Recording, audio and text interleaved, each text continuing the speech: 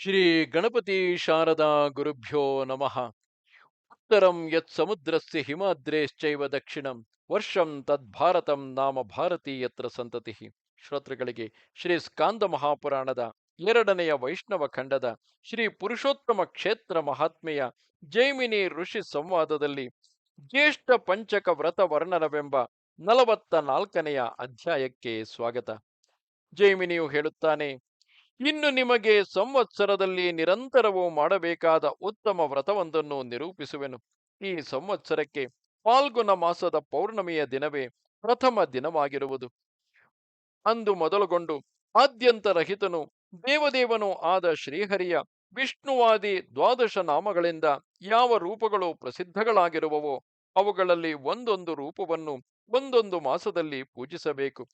ಸಂವತ್ಸರದ 12 ಮಾಸಗಳಲ್ಲಿಯೂ ಒಂದೊಂದು ಮೂರ್ತಿಯನ್ನು ಪ್ರತಿನಿತ್ಯವೂ ಪೂಜೆ ಮಾಡಿ ಪ್ರತಿಯೊಂದು ತಿಂಗಳಲ್ಲಿಯೂ ಒಂದು ವಿಧವಾದ ಪುಷ್ಪದಿಂದಲೂ ಒಂದು ವಿಧವಾದ ಫಲದಿಂದಲೂ ಪೂಜೆಯನ್ನು ಮುಗಿಸಬೇಕು. ಅಶೋಕ, ಮಲ್ಲಿಗೆ, ಪಾಟಲ, ಕದಂಬ, ಕರವೀರ, ಜಾತಿ ಪುಷ್ಪ, ಮಾಲತಿ, ಶತಪತ್ರ, ಕಮಲ, ಉತ್ಪಲ, ವಾಸಂತಿ, ಕುಂದ, ಪುನ್ನಾಗ ಈ 12 ಬಗೆಯ ಪುಷ್ಪಗಳಲ್ಲಿ ಒಂದೊಂದನ್ನು ಒಂದೊಂದು ತಿಂಗಳಲ್ಲಿ ಸಂತೋಷದಿಂದ ಶೇಖರಿಸಿ ಪೂಜೆ ಮಾಡಬೇಕು.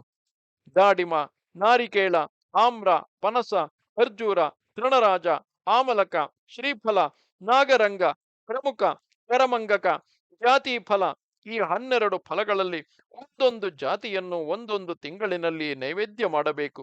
ಬಳಿಕ ಭಕ್ಷ್ಯಗಳು, ಭೋಜ್ಯಗಳು, ಚೋಷ್ಯಗಳು, ಲೇಹ್ಯಗಳನ್ನು, ಸಿಹಿ ಪದಾರ್ಥಗಳನ್ನು, ಸುಖಾಸನಾದಿಗಳನ್ನು ಭಕ್ತಿಯಿಂದ ಸಮರ್ಪಿಸಿ ಲೋಕಗುರುವಾದ ಶ್ರೀಕೃಷ್ಣನನ್ನು ಸ್ತೋತ್ರ ಮಾಡಬೇಕು. ಸರ್ವವ್ಯಾಪಿಯೇ, ಲೋಕೇಶ್ವರನೇ, ಭೂತ ಭವ್ಯ ಭವಿಷ್ಯತ್ ಕಾಲಗಳನ್ನು ನಡೆಸುವ ಸ್ವಾಮಿಯೇ, ಕಮಲ ನೇತ್ರನಾದ ಮಹಾವಿಷ್ಣುವೇ, ನನ್ನನ್ನು ಈ ಸಂಸಾರ ಸಮುದ್ರದಿಂದ ಕಡೆಹಾಯಿಸು.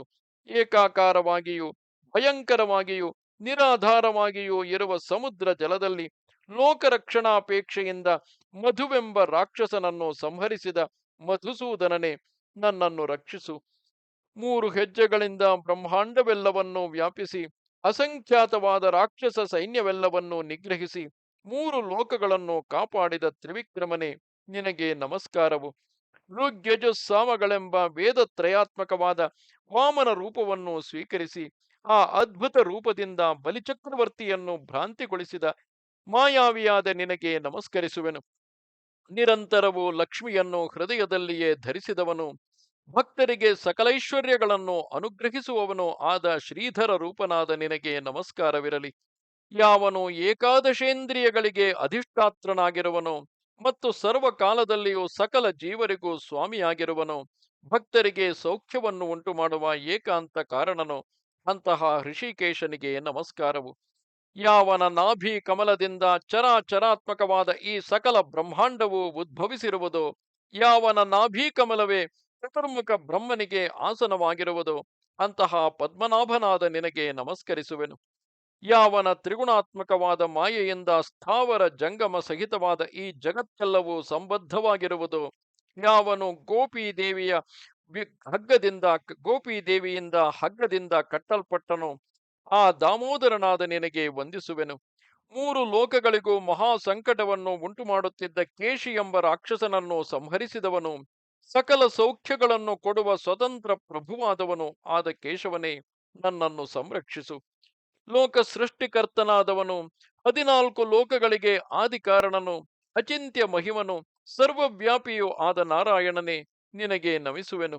ಯಾವನು ಅನಾದಿಯಾದ ಮಾಯೆಯಿಂದ ವಿಶ್ವವೆಲ್ಲವೂ ಸಂಮೋಹಿತವಾಗಿರುವುದೋ, ಯಾವನು ಸರ್ವಧರ್ಮಗಳ ಸ್ವರೂಪನೇ ಆಗಿರುವನೋ ಅಂತಹ ಮಾಧವನಾದ ನಿನಗೆ ಮತ್ತೆ ಮತ್ತೆ ನಮಸ್ಕರಿಸುವೆನು. ಜ್ಞಾನಿಗಳ ಜ್ಞಾನಕ್ಕೆ ನೀನೇ ವಿಷಯವಾಗಿರುವೆ. ಗತಿಯನ್ನು ಕಾಣದವರಿಗೆ ನೀನೇ ಸದ್ಗತಿದಾಯಕನು. ಗೋವಿಂದನೇ, ನಿನ್ನ ಅನುಗ್ರಹದಿಂದ ಈ ನನ್ನ ವ್ರತವು ನಿರ್ವಿಘ್ನವಾಗಿ ಸಮಾಪ್ತಿಗೊಳ್ಳಲಿ. ಪ್ರತಿ ಮಾಸದಲ್ಲಿಯೂ ದಿನ ದಿನದ ಪೂಜೆಯು ಮುಗಿದ ಮೇಲೆ ಅಂಜಲಿ ಬಂಧವನ್ನು ಮಾಡಿಕೊಂಡು ಅತ್ಯಂತ ಭಕ್ತಿಯಿಂದ ಭಜನೆಯೊಡನೆ ಜನಾರ್ದನನನ್ನು ಮೇಲೆ ಹೇಳಿದ ಸ್ತೋತ್ರಗಳಿಂದ ಪ್ರಾರ್ಥಿಸಿಕೊಳ್ಳಬೇಕು. ಈ ರೀತಿಯಾಗಿ ಮೂರ್ತಿ ಸಮೂಹಕ್ಕೆ ಸಂಬಂಧಿಸಿದ ವ್ರತವನ್ನು ಆಚರಿಸುತ್ತಾ 1 ಸಂವತ್ಸರವನ್ನು ಕಳೆದು ವ್ರತದ ಸಂಪೂರ್ಣ ಫಲವನ್ನು ಪಡೆಯುವುದಕ್ಕಾಗಿ ಪ್ರತಿಷ್ಠಾ ವಿಧಿಯನ್ನು ಆಚರಿಸಬೇಕು. ಅದರ ಕ್ರಮವನ್ನು ತಿಳಿಸುವೆನು. ಚಿನ್ನದಿಂದಾಗಲಿ ಯಥಾಶಕ್ತಿಯಾಗಿ ಇತರ ಲೋಹಗಳಿಂದಾಗಲಿ ಮಾಡಲ್ಪಟ್ಟ ವಿಷ್ಣುವಿನ 12 ಮಾಸಾವತಾರ ಮೂರ್ತಿಗಳನ್ನು 12 ಕಳಶಗಳಲ್ಲಿ ಸ್ಥಾಪನೆ ಮಾಡಬೇಕು.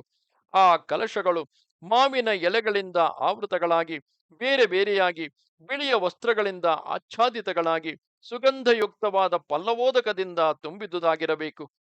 ಒಳಗೆ ವಲಯದಲ್ಲಿ 4 ದಿಕ್ಕುಗಳಲ್ಲಿಯೂ ಹೊರಗೆ 8 ದಿಕ್ಕುಗಳಲ್ಲಿಯೂ ಈ ಕಲಶಗಳನ್ನು ಸರ್ವತೋಭದ್ರವೆಂಬ ಮಂಡಲದ ಪ್ರದೇಶದಲ್ಲಿ ಸ್ಥಾಪಿಸಿ ಅವುಗಳಲ್ಲಿ ಮೂರ್ತಿಗಳನ್ನು ಪೂಜಿಸಬೇಕು.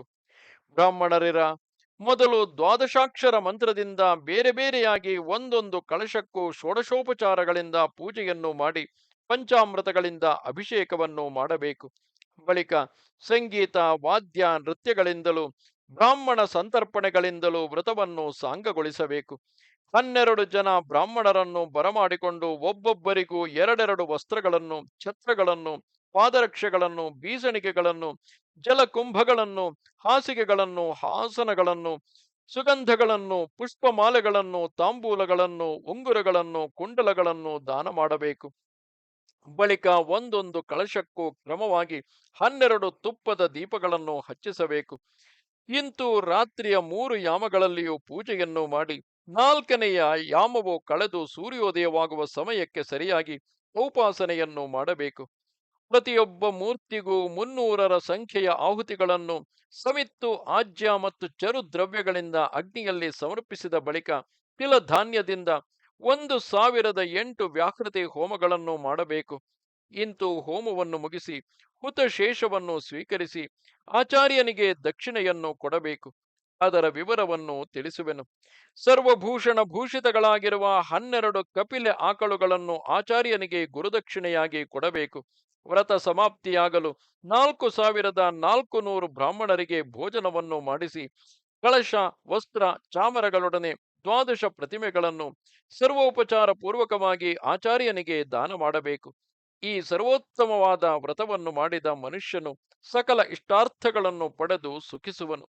ಈ ವ್ರತವನ್ನು ಮಾಡುವುದರಿಂದ ಪುರುಷೋತ್ತಮ ಕ್ಷೇತ್ರದಲ್ಲಿ ಜಗನ್ನಾಥ ಗುಂಡೀಚ ಮಂಟಪ ಯಾತ್ರೆಯೇ ಮೊದಲಾದ 12 ಮಹೋತ್ಸವಗಳನ್ನು ನೋಡಿದ ಪುಣ್ಯವು ಭಗವದ್ಭಕ್ತನಿಗೆ ಲಭಿಸುವುದು. ಆತನು ಭಗವಂತನ ಅನುಗ್ರಹಕ್ಕೆ ಪಾತ್ರನಾಗಿ ಮಹೇಂದ್ರ ಪದವಿಯನ್ನು, ಸಾರ್ವಭೌಮವನ್ನು, ಚಕ್ರವರ್ತಿತ್ವವನ್ನು, ಅಷ್ಟೈಶ್ವರ್ಯಗಳ ಸಮೃದ್ಧಿಯನ್ನು ಪಡೆಯುವನು. ಪರಮ ಪುಣ್ಯಪ್ರದವಾದ ಈ ಮಹಾವ್ರತವನ್ನು ಪೂರ್ವದಲ್ಲಿ ನಾರದ ಮಹರ್ಷಿಯು ಮಾಡಿದನು. 12 ವರ್ಷಗಳ ಪರ್ಯಂತವೂ ಈ ವ್ರತವನ್ನು ಆಚರಿಸಿ ಆ ಮಹರ್ಷಿಯು ಜೀವನ್ಮುಕ್ತ ಪದವಿಯನ್ನು ಹೊಂದಿದನು. ಪೂರ್ವಕಾಲದಲ್ಲಿ ಪ್ರಸಿದ್ಧರಾದ ಇತರ ವೈಷ್ಣವರು ಸಹ ಅನೇಕ ಸಲ ಈ ವ್ರತವನ್ನು ನೆರವೇರಿಸಿರುವರು. ಭಗವಂತನಿಗೆ ಸಂತೋಷವನ್ನು ಉಂಟು ಮಾಡಲು ಇದಕ್ಕಿಂತ ಉತ್ತಮವಾದ ವ್ರತವು ಬೇರೊಂದಿಲ್ಲ. ಬ್ರಾಹ್ಮಣೋತ್ತಮರಿರ, ಈ ವ್ರತವು ಧರ್ಮ ಸಹಿತವು, ಯಶಸ್ಕಾರಕವು, ಆಯುಷ್ಯವರ್ಧಕವು, ಬ್ರಹ್ಮತೇಜೋ ವಿವರ್ಧಕವು, ಪೌತ್ರಾದಿ ವಂಶ ವಿಸ್ತಾರ ಕಾರಣವು. ಆದುದರಿಂದ ನೀವುಗಳು ಸಹ ಸಂಯತೇಂದ್ರಿಯರಾಗಿ ಈ ಉತ್ತಮ ವ್ರತವನ್ನು ಆಚರಿಸಿರಿ. ಇಲ್ಲಿಗೆ ಶ್ರೀ ಸ್ಕಾಂದ ಮಹಾಪುರಾಣದ 2ನೆಯ ವೈಷ್ಣವ ಖಂಡದ ಶ್ರೀ ಪುರುಷೋತ್ತಮ ಕ್ಷೇತ್ರ ಮಹಾತ್ಮೆಯ ಜೈಮಿನಿ ಋಷಿ ಸಂವಾದದಲ್ಲಿ ಜ್ಯೇಷ್ಠ ಪಂಚಕ ವ್ರತವರ್ಣನವೆಂಬ 44ನೆಯ ಅಧ್ಯಾಯವು ಮುಗಿದುದು. ನಮಸ್ತೆ ಶಾರದೆ ದೇವಿ ಕಾಶ್ಮೀರ ಪುರವಾಸಿನಿ ತ್ವಾಮಹಂ ಪ್ರಾರ್ಥೆಗೆ ನಿತ್ಯಂ ವಿದ್ಯಾದಾನಂಚ ದೇಹಿಮೆ. ನಮಸ್ಕಾರ.